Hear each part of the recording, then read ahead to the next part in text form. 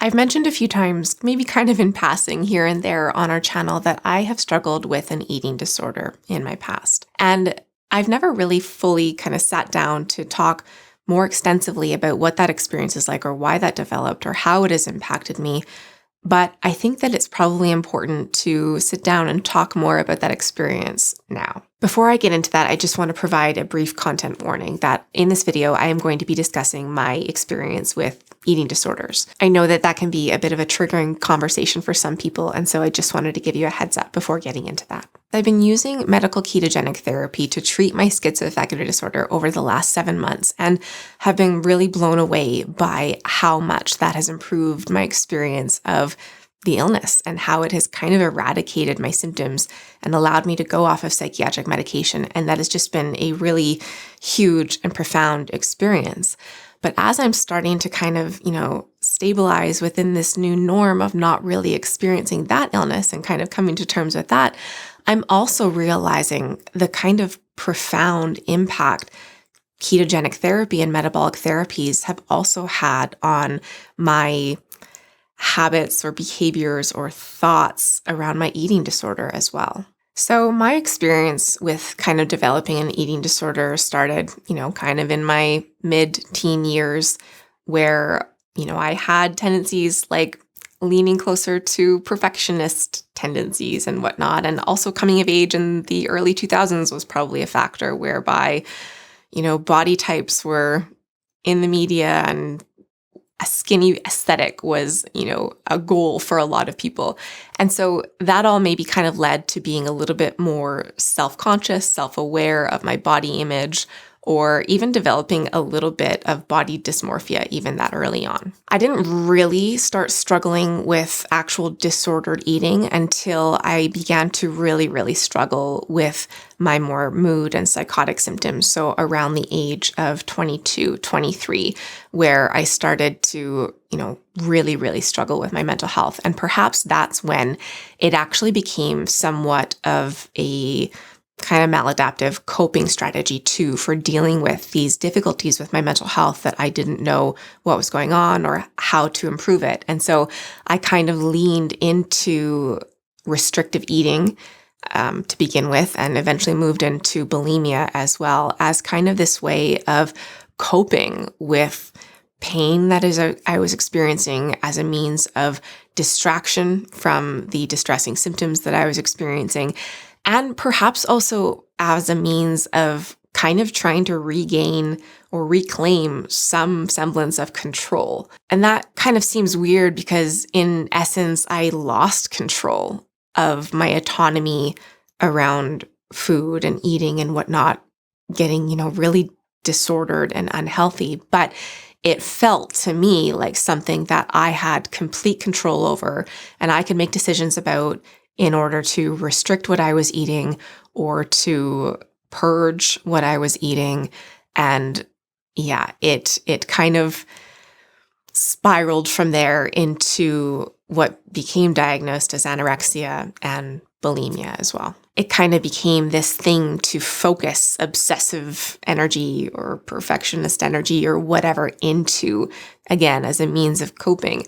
And it also veered into kind of a self-harm territory at times too, where doctors would say to me, if you don't start eating more, or if you don't stop doing this to your body, you are going to die. And, in that period where I was kind of deeply suicidal and really struggling with my mental health, that sounded like kind of a benefit too. And all of this energy and semblance of control I thought I had just kept getting positively reinforced by changes in my body that were happening or by the number on the scale dropping, as just kind of this reassurance that I was doing a good job at what I was setting out to accomplish. So obviously this was problematic, and it took quite a while to figure out how to get to a better place with this.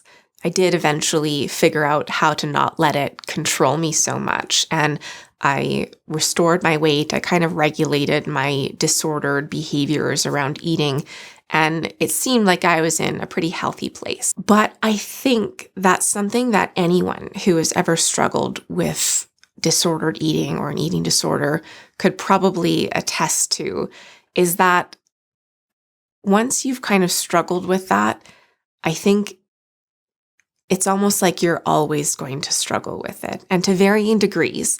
And maybe I should just speak from my own personal experience here, whereby it was something that I very intensely struggled with for a period of my life. And even when I moved into healthier spaces and, seemed healthier, there was still inklings of those thoughts or behaviors creeping in that were so problematic at the worst. And by this, I mean, self-criticism of what my body looks like or the number on the scale, or again, veering into wanting to exert control over my life during periods of stress where I am restricting what I'm eating as a coping mechanism, and just kind of sometimes veering throughout those lines of thinking. So like I said, I would go in and out of periods, even when I was doing well, of kind of moving in and out of these more problematic behaviors or ways of thinking. And that was even as recent as within the last year that I struggled with that. And maybe that's part of why I never really just sat down and talked about my experience with my eating disorder on this channel. I guess the big reason is that this channel is primarily about schizophrenia or schizophrenia spectrum illnesses and that experience. But also, I think a little bit of what was at play was that I still kind of struggled with the root issues of an eating disorder, even when I was appearing really well. And so cut to the last 7 months where I've been using metabolic therapies such as the medical ketogenic diet to treat my schizoaffective disorder. And I got a lot of people saying to me who knew that I had kind of struggled with disordered eating in my past, that they were really concerned that following a kind of restrictive diet like this would be immensely triggering for the behaviors that I had around my eating disorder, or for, triggering my eating disorder, or feeling like watching me go through this process was going to trigger their own eating disorder. And so that was something that I did not take lightly. And I was a little bit worried about that as well, but decided to try it anyway and try to give content warnings or whatever where I could around looking at food macros and stuff for people who might feel triggered by that. But I quickly kind of came to realize that it wasn't triggering my eating disorder. And if anything, it was almost healing my relationship with food and eating. Now, before I get into my own experience with this, I really do want to encourage you to check out the interview we just posted with Dr. Guido Frank. He is a psychiatrist who specializes in the treatment of eating disorders, and he is currently leading a study that is looking at the use of medical ketogenic therapy in the treatment of anorexia nervosa. Now, their study is ongoing, and so we're still waiting on results, but he shared some anecdotal experiences of people who have gone through his trial, and it was incredible to hear about. And it's showing really, really promising results that just haven't really been seen before in the treatment of eating disorders like anorexia. He speculates that these findings could be brought into other types of eating disorders as well beyond anorexia, but really looking forward to seeing what comes of this study. And again, check out the interview we just posted with him as well to learn more. But really, what he kind of shared with us about it being a really effective means of treating eating disorders is really in line with my own experience and how it really has felt like my relationship with food and eating has really healed. And all of those thoughts and behaviors that I would so easily kind of slide into, sometimes even unknowingly before, are not really happening anymore. If I can try to put some of these shifts or changes into words, I think, I am aware of my body and how it looks still, but I'm no longer using up mental energy trying to change it or obsess over it or anything that felt really, really taxing before. Dr. Frank shared that one of his patients going through his trial shared that they were really surprised, and I think the quote he shared was, "My body just knows what to do with food now." And that really resonated with me because that is really in line with my experience following ketogenic therapy, whereby I am working really hard on figuring out how best to fuel my body and brain. And in return, it really does feel like my body just intrinsically knows what to do with it. And I'm just kind of functioning at my best and my body and brain feel better than they ever have before. And I think that that kind of reframing of food away from this, you know, thing that so many people, I don't think I'm alone in this, have kind of developed this problematic relationship around, and moving more into this space of really trying to choose, okay, what is going to be the best fuel for my body in order to allow it to function at its best? And really coming at it from that perspective, I think has done me a lot of good. One thing that Dr. Frank also shared in the interview I did with him was that there is a really important, I guess, mindfulness piece around the language we use around this intervention. And he encouraged calling it a therapeutic nutritional intervention, as opposed to referring to it as the ketogenic diet. And I think that that's really helpful in terms of, moving us away from this idea of it as this restrictive diet. I think that a lot of people think or feel maybe that it's really counterintuitive, perhaps, to treat a eating disorder that maybe has behaviors that are in line with kind of restrictive eating with this diet that is seen as also restrictive. And so reframing it as a therapeutic nutritional intervention, whereby what you're doing is you're not so much restricting, but you are choosing foods that are going to improve various functionings within your body and brain. I think a lot of people do still get hung up around keto and, how it's labeled as a diet, and how it has also been kind of co-opted by weight loss industry and stuff as this fad weight loss diet. And I think that that is just doing it a tremendous disservice to just get stuck with that interpretation of it. Medical keto is different from the fad weight loss keto, and it's important to understand it more as a valid medical intervention. Now, throughout this process of using medical ketogenic intervention to treat my schizoaffective disorder over the last 7 months, we started out with really regimented tracking of food in order to get a good idea of what macros we were hitting on a daily basis to try to hit medical keto macros. And so this involved weighing all of our food and tracking it in an app called Chronometer. And this was fine. I found it actually kind of empowering in terms of being able to really make, again, decisions, maybe craving that control piece that was problematic for me before, and maybe hopefully putting it into a more healthy activity, whereby I was really choosing what foods to fuel my body with in order for my brain and my body to feel its best. But around 4 months in of doing this weighing and tracking of all my food, it did start to concern me a little bit that I was maybe veering over into some of the disordered eating thoughts or, patterns of thinking or behavior that I had struggled with before. And I think that where this was really coming from was I began to really deeply understand the foods that I could eat and whatnot, and it became a lot more intuitive through all of the extensive learning I did over the first 4 months.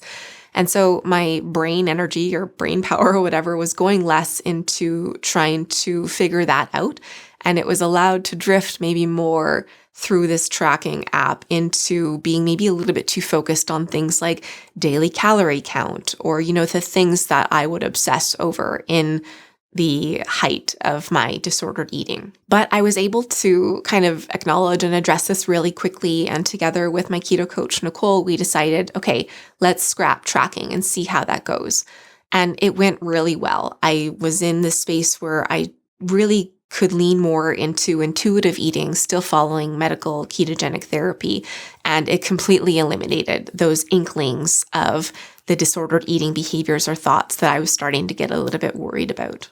So I think I have been realizing this more and more, that this experience of following medical keto has not only profoundly impacted my experience of symptoms of my schizoaffective disorder, but it has also kind of profoundly reshaped my experience with food and my eating disorder. And again, I really encourage you to check out the interview with Dr. Frank because he speculates more into the actual biological functionings of what is going on with this medical intervention in terms of improving the experience of an eating disorder. But from my perspective, what I could maybe reflect on is I think maybe how powerful just this overall mind shift of going through ketogenic therapy and switching to focusing extremely on metabolic therapies has been. I think attacking the last 7 months as this project that is kind of solely focused on how to take care of myself, my brain and my body as best as possible has been kind of profoundly realigning on a lot of different levels. And perhaps that experience in using metabolic therapies has not only healed me on a physical health level, whereby my brain and my body are just functioning better, but also perhaps healed me a little bit on my self-compassion or ability for self-love, which intrinsically has an impact on some of those, root issues that were at play with falling into my eating disorder. I'm no longer, driven by this desire to change my body or to engage in kind of damaging behaviors of my eating disorder. And there is also the factor for me personally that I'm no longer struggling with symptoms of my schizoaffective disorder, which is something that really led me to lean hard into disordered eating as a coping mechanism around those symptoms. And so perhaps that also is another factor in terms of why I'm not struggling with the eating disorder component as much anymore. So a reminder that I am not a medical doctor and I am not giving medical advice to anyone to use this medical intervention to treat their eating disorder or whatever. But I really think it's important to share my experience of how it has helped heal my schizoaffective disorder and my eating disorder. There is a lot of science currently being done around this medical intervention and a lot of results starting to come out around the effectiveness of medical ketogenic therapy for mental illnesses. And we're seeing more studies specifically about this intervention for eating disorders as well. So I'm really excited to see what comes of studies like that of Dr. Frank's. And yeah, I guess all I can share in the meantime is how it has affected me personally. So thank you so much for watching this video. I'm sorry that I haven't been the most transparent about this component of my experience with mental illness or of, my journey. Yeah, but I hope that it was helpful to hear more about this particular struggle that I have had over the years and how medical ketogenic therapy has really been of benefit.